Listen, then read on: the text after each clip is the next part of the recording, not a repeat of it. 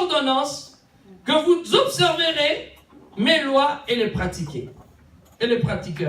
Alléluia. Amen. Est-ce qu'on se comprend jusque-là? Amen. Si nous décortiquons attentivement ce passage, nous allons comprendre une chose. Peut-être vous les lisez à la volée. Quand je me suis arrêté là-dessus, je me suis dit, mais ce passage est quand même extraordinaire. Il est quand même profond. Alléluia. Amen. Il dit au premier temps, et je vous donnerai un cœur nouveau. Alléluia. Amen. C'est-à-dire, si Dieu parle d'un cœur nouveau, c'est qu'il y avait un cœur ancien. Alléluia. Amen. En d'autres termes, Dieu veut dire, j'enlèverai le cœur ancien et je vous donnerai à la place un cœur nouveau. Donc, en d'autres termes, il y a un changement de cœur. Le cœur d'avant, ce n'est pas celui que Dieu va utiliser quand il y a un changement. Lorsqu'il y a un changement, le cœur qui portait l'animosité, le cœur qui portait le souci, le cœur qui portait la dépression, le cœur qui portait le rejet, ne sera plus parce que Dieu va te donner un cœur nouveau. Amen. Alléluia. Amen. Là, nous allons comprendre comment Dieu travaille pour changer la vie d'une personne. Vous savez, la plupart des personnes, lorsqu'ils viennent à Dieu, ils se contentent tout simplement de vivre une vie avec Christ, comme si Christ était sa bouteille et lui il est là. Ce qui fait que Dieu ne peut pas le transformer. Mais quand Dieu devient en toi, Amen. Tout change. Amen. Tout change. Le problème en est là avec les enfants de Dieu. Le problème en est là avec le chrétien. Tu vis une vie chrétienne, mais une vie qui n'est pas transformée. Une vie qui ne change pas. Et tu te plains, tu te dis, mais Dieu, pourquoi tu ne fais pas dans ma vie? Mais la réalité des choses, c'est que tu n'as même pas encore changé ton cœur. Amen. Alléluia. Amen. Il dit, je vous donnerai un cœur nouveau. Il continue en disant ceci. Je mettrai au-dedans de vous un esprit nouveau. Alléluia. Amen. Également, si Dieu propose un esprit nouveau, c'est qu'il y avait un autre esprit avant celui-là. Amen. Vous savez, il y a deux choses qui conduisent la vie d'une personne. C'est son esprit et son cœur. Amen. Alléluia. Amen. Lorsque ton esprit est défectué, ta vie ballotte à tout vent. Alléluia. Amen. Lorsque tu as un mauvais esprit en toi, tu ne peux pas bâtir. Parce que ton esprit n'est pas dans un état de bâtir. Amen. La deuxième chose, c'est le cœur. Lorsque ton cœur est brisé, lorsque ton cœur est blessé, lorsque ton cœur est rempli d'amertume, tu ne peux pas vivre une vie nouvelle. Impossible. Amen. Impossible. Il ne faudrait pas qu'on puisse se cacher des choses. Amen. Vous savez, moi, il y a une chose que je sais faire, c'est de dire la vérité lorsque je prêche l'évangile. Amen. Alléluia. Amen. Je sais que deux fois, moi-même, ça me bouleverse. Moi-même, deux fois, ça dépasse mon entendement. Parce que, figurez-vous, deux fois, quand on prêche, on se rend compte finalement de ce qu'on est en train de libérer. On se dit, mais tiens, Seigneur, c'est quand même grave ce que j'enseigne. Donc, moi-même, je dois déjà m'examiner face à ça. Alléluia. Amen. Donc, la Bible dit ceci. Dieu va changer ton esprit. Tu veux le changement, mais le changement va commencer d'abord par deux éléments essentiels, le cœur et l'esprit. Amen. Vous savez pourquoi l'Église aujourd'hui a du mal à avancer? Parce que nos cœurs sont ailleurs, le corps est dans l'Église. Amen. L'esprit est ailleurs, mais le cœur est dans l'Église. Amen. Comment voulez-vous que lorsque vous offrez à Dieu le corps, vous cachez vos esprits? Dieu ne peut pas utiliser quelqu'un de cette manière. Il faudrait que les changements s'opèrent au niveau de ton esprit et au niveau de ton cœur. Bien-aimé, qu'on ne te trompe pas. Si tu veux voir la puissance et la gloire de Dieu, tu dois passer par un changement. Amen. Et le changement, c'est ton esprit et ton cœur. Il y a des gens qui sont dans l'incompatibilité avec Dieu, mais ils sont à l'église. Leur cœur n'accepte pas Dieu. Leur esprit n'accepte pas Dieu, mais ils sont à l'église. Et c'est ce type de personne, lorsque vous allez voir, à un moment donné, il ne sait plus sa raison d'être à l'église. Il est à l'église, il ne sait pas pourquoi. Parce que rien ne l'attache à l'église. Ce qui nous attache à l'église, parce que l'église, c'est la maison de Dieu. Ce qui nous attache à la maison de Dieu, c'est notre esprit et nos cœurs. Amen. Voilà pourquoi David pouvait dire, un jour dans ta présence vaut mieux que 1000 ans ailleurs. Parce que le cœur de David était attaché à la maison de Dieu. Amen. Le cœur de David était attaché à Dieu.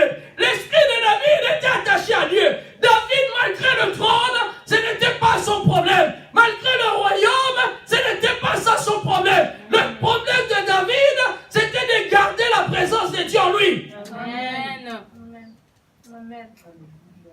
Est-ce qu'il y a quelqu'un qui me comprend? Amen. Le changement. Il dit, j'ôterai le cœur. Je vous donnerai un cœur nouveau. Et je mettrai au-dedans de vous un esprit nouveau. J'ôterai de vos chairs le cœur de pierre. Et je vous donnerai un cœur de chair. Alléluia. Encore une image de changement. Il va enlever le cœur de pierre, le cœur dur. Alléluia. Pour mettre un cœur sensible. Dieu opère un changement.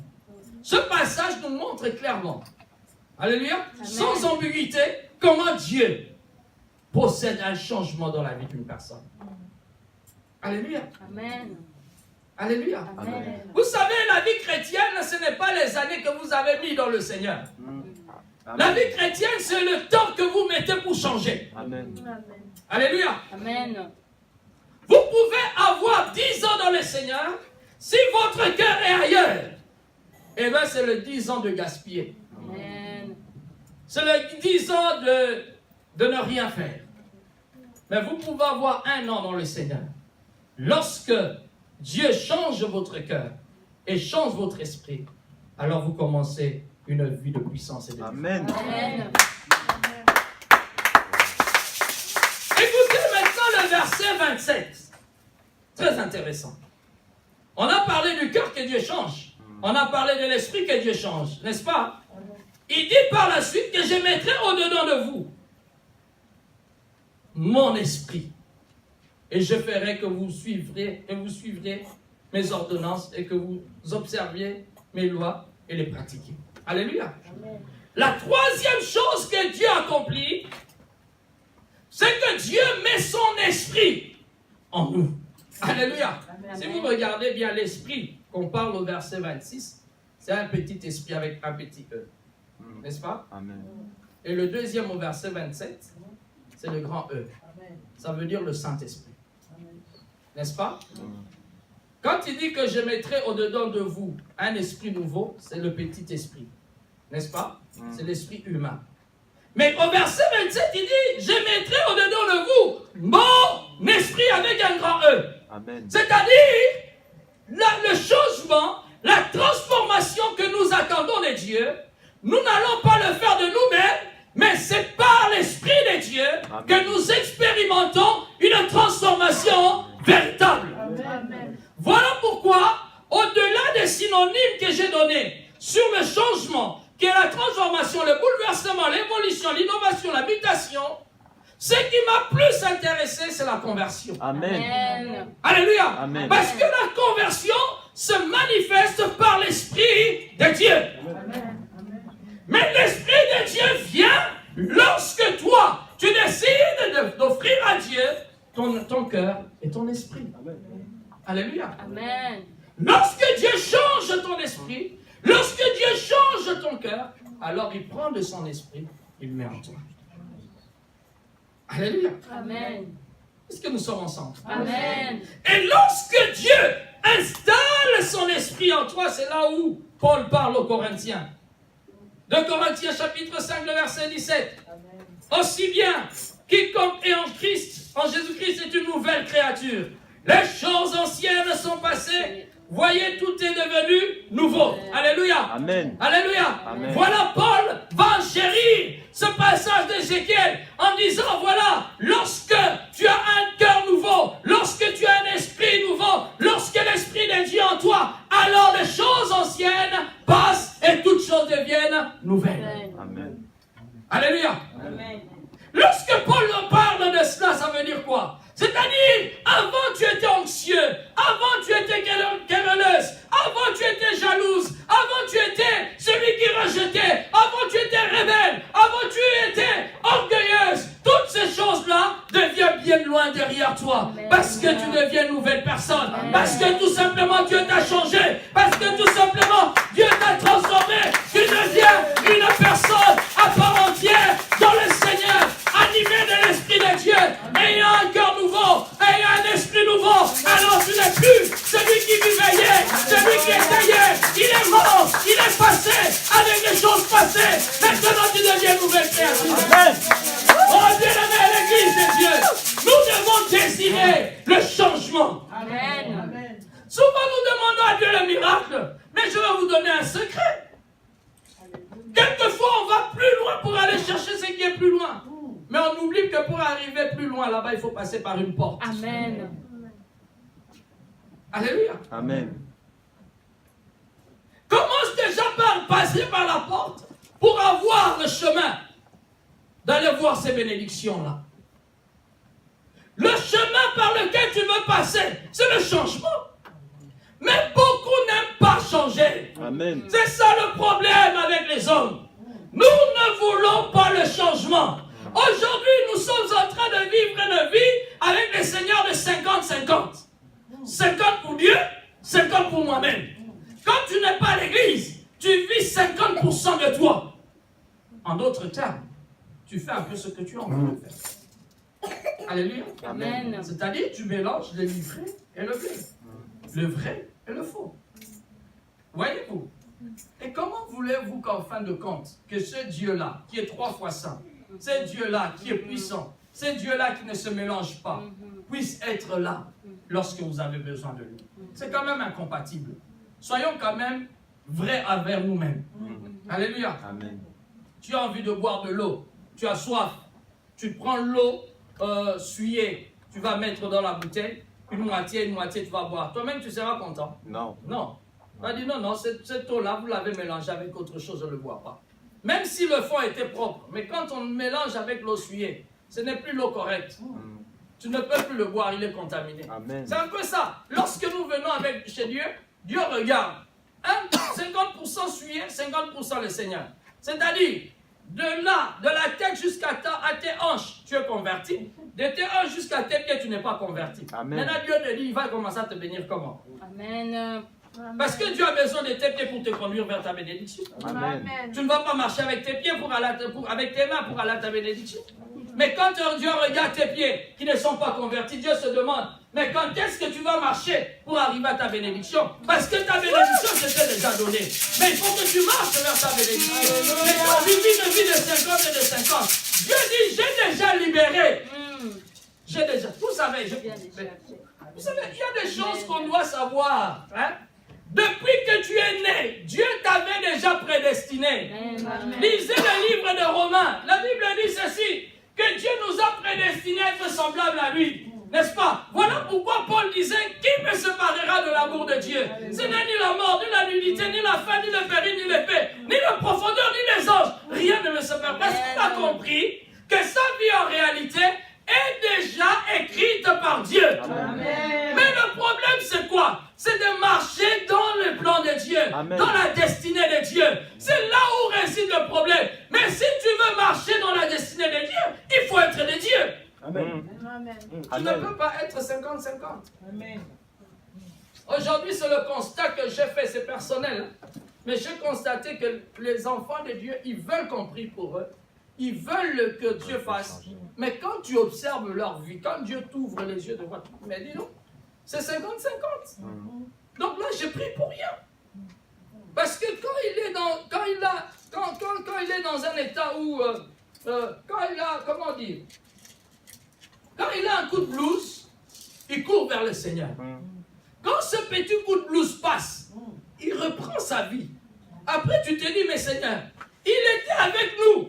Mais comment ça se fait qu'il soit parti? Mais en réalité, il n'était pas changé. Amen. Il n'était pas transformé. Amen. Il est venu parce qu'il a eu un coup de blues. Amen. Il a eu peur d'une situation dans sa vie. Il vient se donner à Dieu. Mais en réalité, il n'était pas encore transformer. Amen. Alors j'ai dit à Dieu, ok, donc il faut qu'on change. Il faut qu'on amène l'église à changer. Alléluia. Amen. Et j'ai compris que c'est la clé. Lorsqu'une personne change, quel que soit le temps difficile, quelles que soient les circonstances, il restera accroché à Dieu. Amen. Amen. Alléluia. Amen. Ésaïe dit ceci. Ne vous souvenez plus des événements passés et ne considérez plus les choses d'autrefois. Alléluia. Amen. Alléluia. Amen.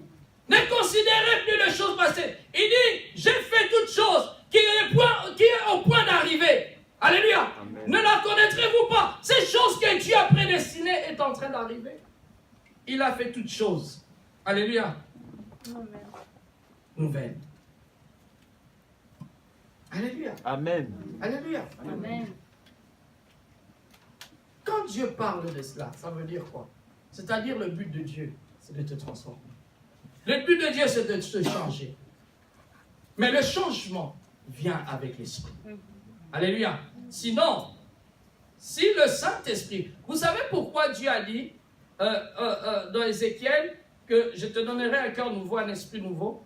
Et par la suite, il dit, je mettrai mon esprit en toi. Parce que si l'Esprit de Dieu n'est pas par-dessus, le changement que tu auras, ça ne sera que le changement extérieur. Voyez-vous, ça sera l'aspect extérieur. N'est-ce pas? Tu vas changer par l'apparence, mais au-dedans de toi, tu ne seras pas transformé. Amen. Voilà pourquoi l'adage en français, il dit, chasser le naturel, il revient au galop. N'est-ce pas? Amen. Quand tu changes, ça veut dire quoi? C'est-à-dire tu changes le comportement, tu changes d'aspect, mais au fond de toi, tu es le même. Parce que un moindre pépin, en moindre faiblesse, l'ancienne nature ressort, surgit directement. N'est-ce pas? Amen. En réalité, c'est le changement-là que le monde nous montre. Alléluia. Amen. Imaginez-vous un instant, juste une parenthèse. Regardez les hommes politiques. Chaque président qui vient, il a un discours pour venir changer les choses. Sarkozy est passé, il nous a fait miroiter les choses. Il a fait des réformes qui n'ont pas tenu, il est passé. On s'est dit Hollande, il vient avec des promesses extraordinaires, il vient changer. Mais il n'a pas fait quelque chose. N'est-ce pas? Amen. Macron, ça commence à aller. Là, on ne sait pas dans quel drap il est. N'est-ce pas? On a tellement cru en lui. République en marche. Mais j'ai l'impression que RATP ne marche plus. SNCF ne marche plus. On commence à voir de retard, de suppression des grèves. On s'est dit, mais on était dans l'optique de la République en marche.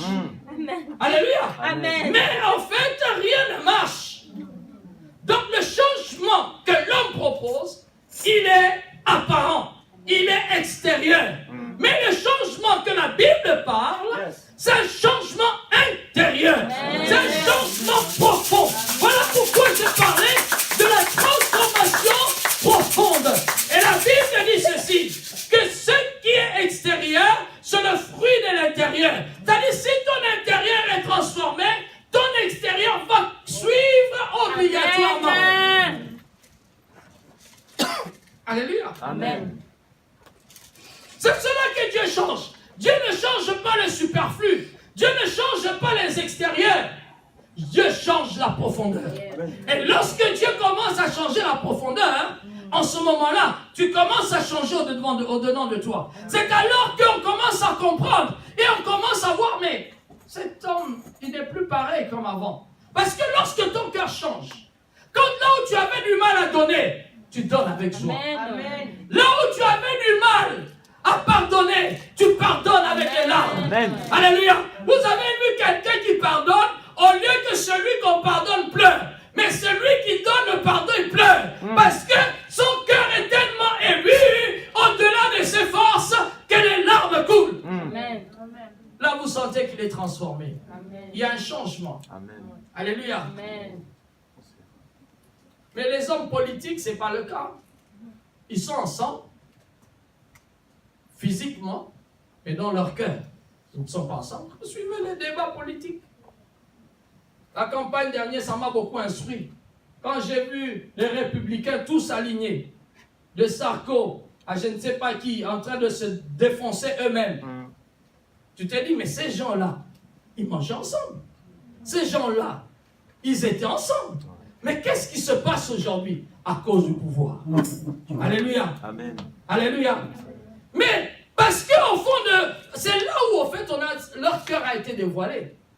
Que ça soit Fillon, que ça soit Copé, que ça soit, je ne sais pas, vous suivez quand même les infos. Alléluia. Amen. Oui, moi je suis en passant quand même. Hein.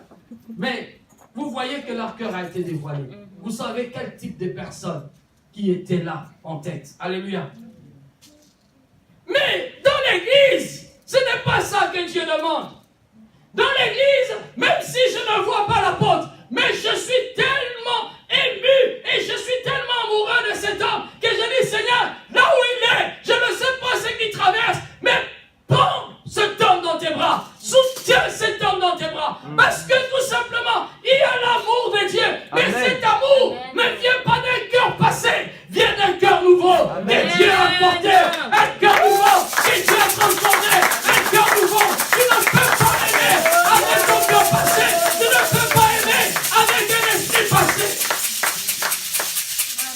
Il n'y a que avec un cœur nouveau que tu peux aimer. Alléluia. Et si tu commences à comprendre cela, alors tu seras un homme sans histoire. Amen. Un homme sans problème. Parce que tout ce qui viendra et qui cherchera à te tâcher ne trouvera sa place, ne trouvera pas sa place. Parce que tu es une personne nouvelle. Alléluia. Amen. Tu veux le changement? Eh bien, va en Aïot. Nous allons rebondir là-dessus. Alléluia. Amen. Nous allons prendre notre passage dans le livre de 1 Samuel 19.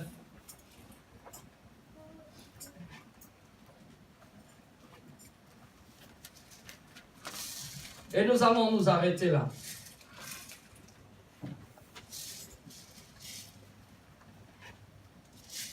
J'aimerais que nous puissions suivre cette lecture attentivement. C'est l'histoire de David. Alléluia. David, pourchassé par Saül, David va fuir. Alors que lorsque David a tué Goliath, Saül, la récompense qu'il a trouvée à donner à David, c'était sa fille. N'est-ce pas? Mais quand il a trouvé que son pouvoir était menacé, et il réalise que Dieu l'avait déjà rejeté, il va chercher à poursuivre David, qui prétendrait prendre le trône, et les tuer. Et l'épisode où David fuit pour aller retrouver Samuel dans une ville qu'on appelle Rama, il y a quelque chose qui s'est passé. Lorsque le changement de Dieu arrive dans la vie d'une personne, le miracle de Dieu l'accompagne. Amen. Alléluia. Amen. Je pense que Dieu nous donnera le temps qu'on en parle.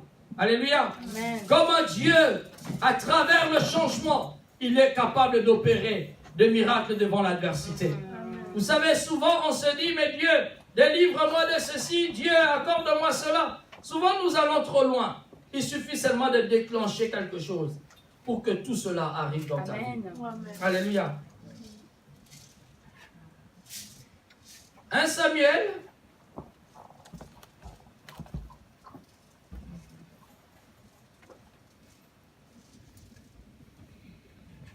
chapitre 19, et nous allons lire à partir du verset 17 jusqu'au verset 37, jusqu'au verset 23 plutôt. J'aimerais que celui qui a une version correcte peut nous aider à lire. Ou je peux le lire, merci dame. Merci, c'est gentil. Saül dit à Mika, pourquoi m'as-tu trompé de la sorte? Et as-tu laissé partir mon ennemi qui s'est échappé? Mika a répondu à Saül, il m'a dit, laisse-moi aller ou je te tue.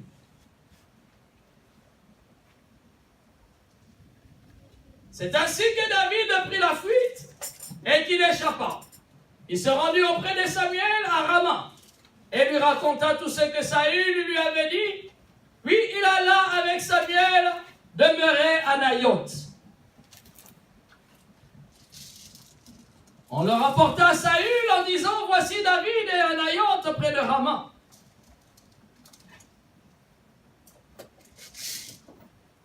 Saül envoya des gens pour prendre David.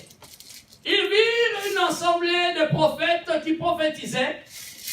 Et en Samuel à leur tête, l'Esprit de Dieu saisit les envoyés de Saül. Et ils se mirent aussi à prophétiser eux-mêmes. On en fit rapport à Saül, qui envoya d'autres gens. Eux aussi prophétisèrent. Il envoya encore pour la 3e fois, et ils prophétisèrent également. Alors Saül alla lui-même à Rama. Arrivé à la grande citerne qui est à Sékou, il demanda, où sont Samuel et David? On lui répondit, ils sont à Naïoth près de Rama. Et il se dirigea vers Naïoth près de Rama.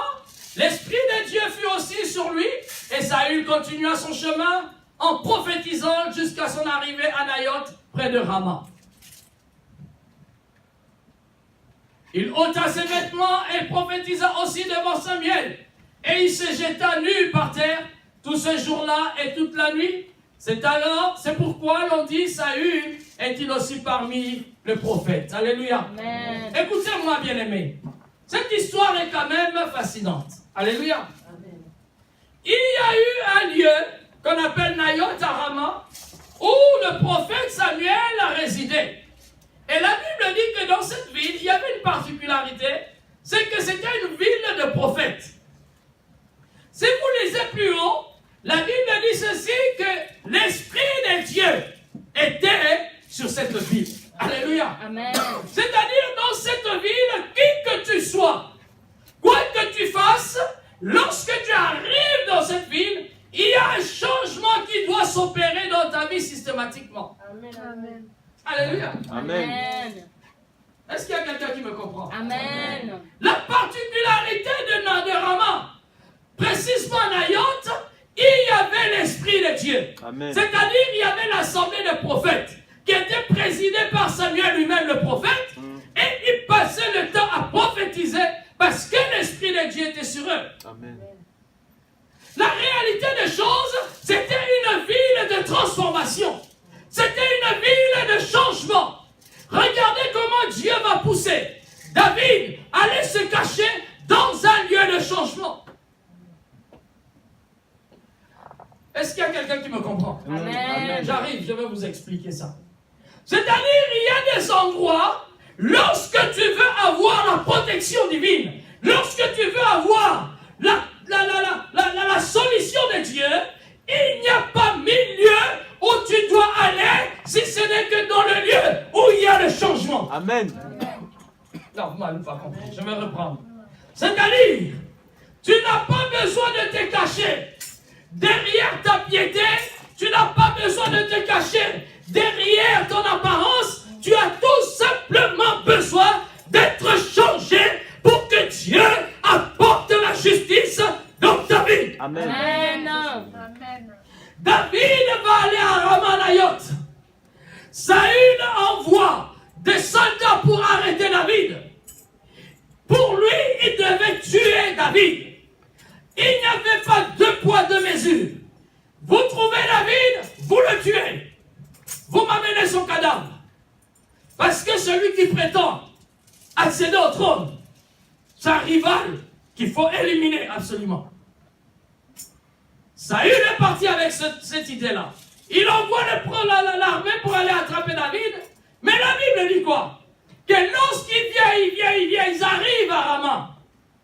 Et lorsqu'ils sont rentrés à Rama, la Bible dit que l'esprit qui était sur Rama les a saisis. Amen. Alléluia. Amen. Cet esprit, quelqu'un qui vient avec l'idée de te tuer, mais il arrive, il rentre dans la ville, l'Esprit de Dieu tombe sur lui, il oublie la mission du roi. Amen. Non, vous n'avez pas compris. C'est-à-dire, il y a des ordres. Lorsque tu le reçois, même quand tu dors à vie, tu penses à cet ordre-là. Vrai ou faux? Ouais. Lorsque le roi te dit, va accomplir telle mission, Si tu ne l'as pas encore accompli, je pense que tu auras des insomnies. Vrai ou faux? Amen. Les gars viennent, ils viennent avec l'intention de tuer David. Ils rentrent à Rama, ils oublient la mission du roi. Ils commencent à prophétiser. Amen. Ils ont prophétisé. Ils ont prophétisé à tel point qu'ils ont même oublié de rentrer, aller donner le rapport. Amen. Amen. Parce que tout simplement, Dieu les a changés. Amen. Parce que tout simplement, Amen. la transformation de Dieu est rentrée dans leur vie. Je veux dire à quelqu'un ce soir, lorsque tu es dans le changement, même ton adversaire, lorsqu'il se présente devant toi, il n'aura plus la force de t'agresser. Amen. Parce que l'esprit de changement va les transformer. L'esprit de changement va les saisir et va l'amener. La Bible dit ceci. Deuxième contingent vient. Ils arrivent à Rama. Ils ont été saisis. Ils ont oublié la mission du roi. Ils ont commencé à prophétiser. Saül attend. Saül attend. Saül attend. Les gars ne reviennent pas. Saül a dit c'est bien un problème. Généralement quand je donne les ordres, on me fait parvenir les nouvelles dans 1 heure. Mais là, ça fait quand même 2 groupes qui sont partis. Il dit au 3e, quant à vous, allez-y et venez me donner des nouvelles. Les 3e sont arrivés. Oh bien-aimé, c'était à Rama où il y avait la transformation. C'était à Rama où il y avait l'Esprit de Dieu. C'était à Rama où chaque cœur devait être changé. C'était à Rama où l'Esprit devait être changé. La Bible de l'État, ils arrivent à Rama. Ils arrivent à Rama. Ils arrivent à Rama. L'Esprit de Dieu les saisit. Ils ont commencé à prophétiser. Ils ont commencé à prophétiser. Ils ont commencé à prophétiser. Saül attend. Saül attend. Saül attend. Il n'a pas compris que dans ces lieux-là, c'est même le changement. C'était le changement. Samuel n'avait pas d'armée. David en fuyant, il n'a pas constitué une armée. Son armée, c'était le changement. Amen. Une transformation véritable. Oh, peuple de Dieu. Oh, peuple de Dieu. Amen. Je vais vous dire une chose. Lorsque Dieu te transforme, lorsque Dieu te change, même l'adversité devient incapable de te tenir la tête. Quelle que soit la mission, quelle que soit la force, lorsque tu es transformé, lorsque tu es changé, oh, bien-aimé, personne ne peut te toucher. Le problème, c'est que le trône de Saül commence à être dans l'incertitude. Voyez-vous comment, lorsque tu changes, les démons deviennent dans l'incertitude. Ils se posent la question, allons-nous l'atteindre ou alors il est en train de nous échapper? Saül a dit, moi-même, je vais aller le trouver. Je crois que la décision était très forte. Quand le roi lui-même, il n'a plus confiance à son armée, il dit, moi-même, moi Saül, sur mon trône, je vais abandonner le trône pour aller chercher David. Oh, bien-aimé, la Bible dit ceci. Alors qu'il venait avec la fureur, avec la colère, j'imagine l'armée, les armes qu'il portait. Je me dis, mais cet homme, comme il était grand, il était guerrier, il a pris l'épée, il a pris le casque. Il a dit aujourd'hui, c'est David que je veux. Si Samuel veut s'opposer, d'abord je vais le tuer et je vais atteindre David. Alors qu'il venait, la Bible dit, il arrive près de Rama. Il pose la question, avez-vous vu David? Avez-vous vu Samuel? On lui dit, ils sont à Rama, ils sont à Nayoth. David, Saül a dit, ok, je vais vers Nayoth, je vais à Rama. Il faut que je puisse le voir. Je veux savoir ce qu'ils ont fait de mes hommes. Je veux savoir ce qu'ils ont fait de mes 3 contingents. La Bible déclare, il arrive à Nayoth, il arrive à Rama. Le roi Saül, il ne pouvait pas résister à l'esprit de la transformation. La Bible dit ceci.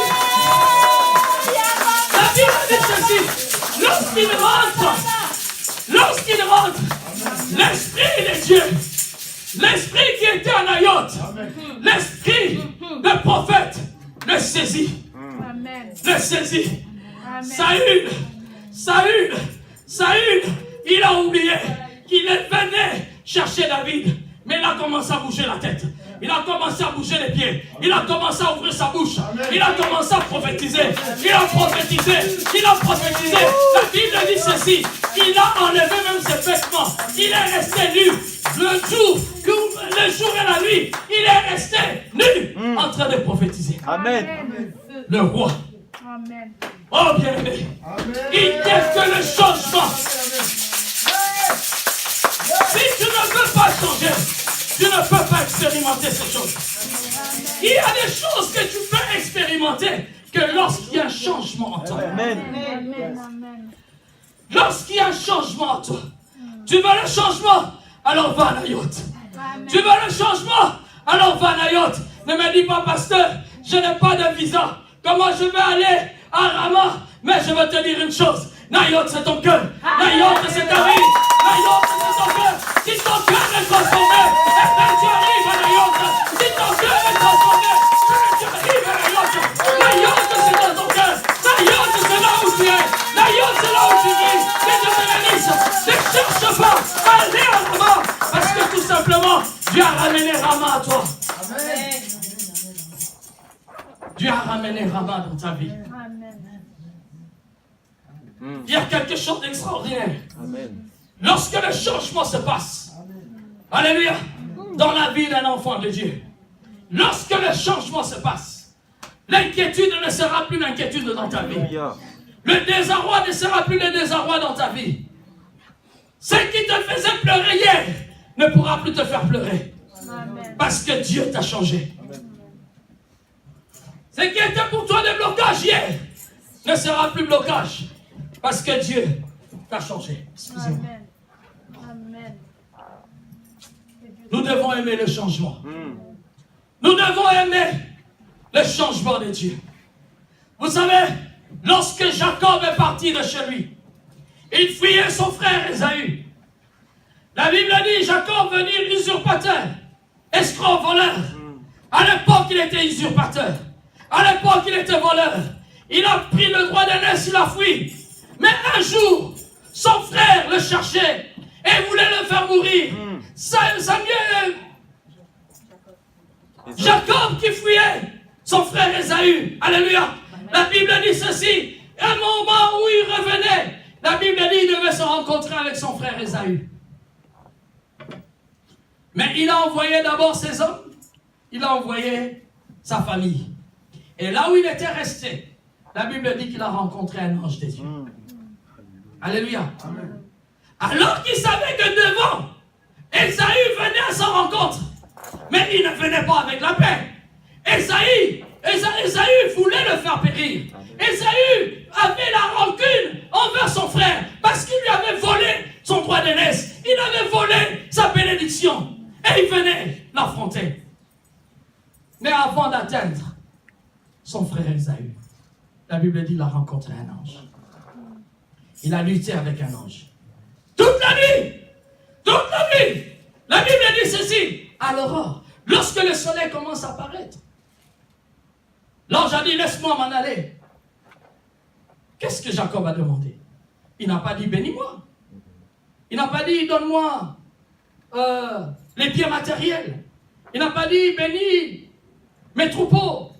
Mais il dit, change ma vie. Amen. Alléluia. Amen. L'ange a dit, laisse-moi, il dit, je ne te lâcherai pas. Sans pour autant que le changement se passe dans ma vie. Je suis fatigué d'être Jacob. Amen. Je suis fatigué d'avoir un cœur ancien. Je suis fatigué d'avoir un esprit ancien. Change. Et la Bible dit ceci, que l'ange, au bout de tout, il a brisé ses hanches. Mais malgré cela, Jacob t'aimait. Finalement, il a dit, tu ne seras plus Jacob. Amen. Le changement. Le changement. Il dit, tu ne seras plus Jacob. Tu ne seras plus l'usurpateur. Tu seras Israël. Alléluia. Israël. Ce jour-là, la vie de Jacob avait changé. Il se lève de là, il va rencontrer son frère. Finalement, le frère pensait rencontrer Jacob. Mais il a rencontré Israël. Yes. C'est-à-dire un homme transformé. Amen. Un homme qui a un cœur nouveau. Un homme qui a nouveau. Un homme qui a l'esprit de Dieu en lui. Alors, son frère, malgré la colère, malgré les armes, il ne pouvait plus le tuer. La Bible dit, il a couru vers son frère, il l'a embrassé, il a commencé à pleurer. Ouf. Oh my God. La réconciliation. La réconciliation est possible lorsqu'il y a un changement. Vous savez, je vais terminer en vous disant ceci. Peut-être vous n'allez pas me comprendre, mais je veux quand même le dire. Pour qu'il y ait la paix entre les Juifs et les Arabes, il faut qu'il y ait une réconciliation. Amen. Mais cette réconciliation-là ne sera que possible en Jésus-Christ. Lorsque les Arabes comprendront que Jésus est le Messie, alors il peut y avoir d'éventuelles réconciliations. Alléluia. S'ils ne sont pas en Christ, ils ne peuvent pas se réconcilier avec le peuple de Dieu. Amen. J'aimerais dire à quelqu'un ce soir, il faut désirer le changement. Amen. Peut-être tu traverses une situation compliquée. Tu te poses mille et une questions. Tu as terminé toutes les prières. Tu as fait les jeûnes d'Esther. Tu as fait les jeûnes de Daniel. Tu as fait tout ce que tu pouvais faire. Mais tu n'as pas vu Dieu faire. Ce que je t'invite ce soir, c'est de changer ta vie. Amen. Accepte le changement de Dieu. Amen. Cherche à ce que Dieu te donne un cœur nouveau. Alléluia. Cherche à ce que Dieu te donne un esprit nouveau. Amen. Laisse que Dieu puisse mettre un esprit en toi pour que tu puisses connaître un changement. Alléluia. Lorsque le changement en toi, tu deviens une nouvelle personne. Amen. Alléluia. Amen. Tu n'es plus celui qui est conflictuel. Tu n'es plus celui qui cherche les petites bêtes. Mais tu es celui qui réconcilie les autres. Tu es celui qui pardonne et qui approche tout le monde. Sans préjugés, sans calculer, sans penser à quoi que ce soit. C'est que Dieu veut ce soir, ce que l'on change. Vous savez, ce message m'a beaucoup aidé. J'ai résolu de changer beaucoup de choses dans ma vie. J'ai dit, Seigneur, je ne peux pas aller loin si je ne suis pas transformé. Alléluia. Le changement est capital. J'ai compris que le changement, c'est la clé de toute bénédiction. Amen. Tu veux la puissance, tu veux la gloire de Dieu, mais tu dois d'abord être transformé. Tu dois changer. Vous savez, peut-être nous aurons le temps. Je vais vous parler comment on peut passer de changement à la gloire de Dieu. Amen. Amen. Alléluia. Amen. Dieu ne peut pas laisser bénir quelqu'un dans toute sa gloire lorsqu'il n'y a pas une transformation. Alléluia. Nous devons être changés, lavés par l'Esprit de Dieu. Que Dieu vous bénisse. Alléluia. Nous allons prier.